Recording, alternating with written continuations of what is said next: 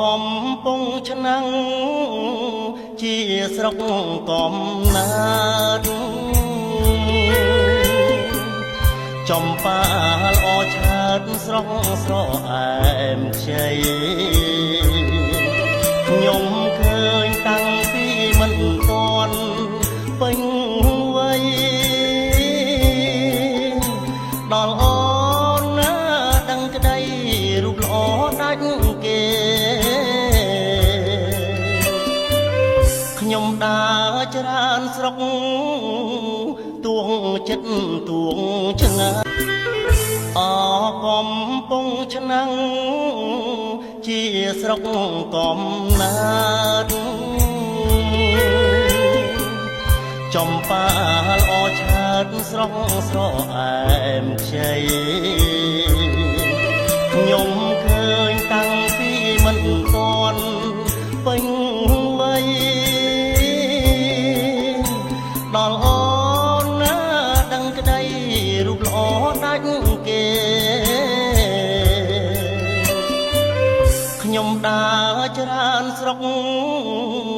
ទួងចិត្តទួងឆ្ងាយកំពុងឆ្នាំងជាស្រុកកំណើតចំប៉ាល្អឆើតស្រស់ស្រអែមខ្ចីខ្ញុំឃើញតាំងពីមិនទាន់ពេញវ័យដល់អូនណាដឹងក្តីរូបល្អដាច់គេខ្ញុំដើរច្រើនស្រុកទួងចិត្តទួងឆ្ងាយកំពុងឆ្នាំង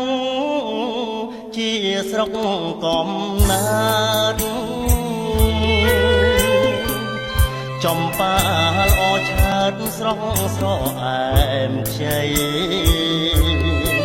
ខ្ញុំឃើញតាំងពីមិនទាន់ពេញ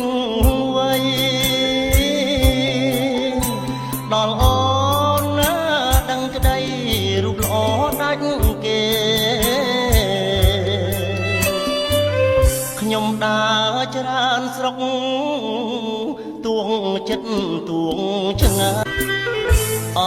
កំពុងឆ្នាំងជាស្រុកកំណើតចំប៉ាល្អឆើតស្រស់ស្រអែមខ្ចីខ្ញុំឃើញតាំងពីមិនទាន់ពេញវ័យដល់អូនណាដឹងក្តីរូបល្អដាច់គេខ្ញុំដើរច្រើនស្រុកទួងចិត្តទួងឆ្ងាយកំពុងឆ្នាំងជាស្រុកកំណើតចំប៉ាល្អឆើតស្រស់ស្រអែមខ្ចីខ្ញុំឃើញតាំងពីមិនទាន់ពេញវ័យដល់អូនណាដឹងក្តីរូបល្អដាច់គេខ្ញុំដើរច្រើនស្រុកទួងចិត្តទួងឆ្ងាយកំពុងឆ្នាំងជាស្រុកកំណើតចំប៉ាល្អឆើតស្រស់ស្រអែមខ្ចី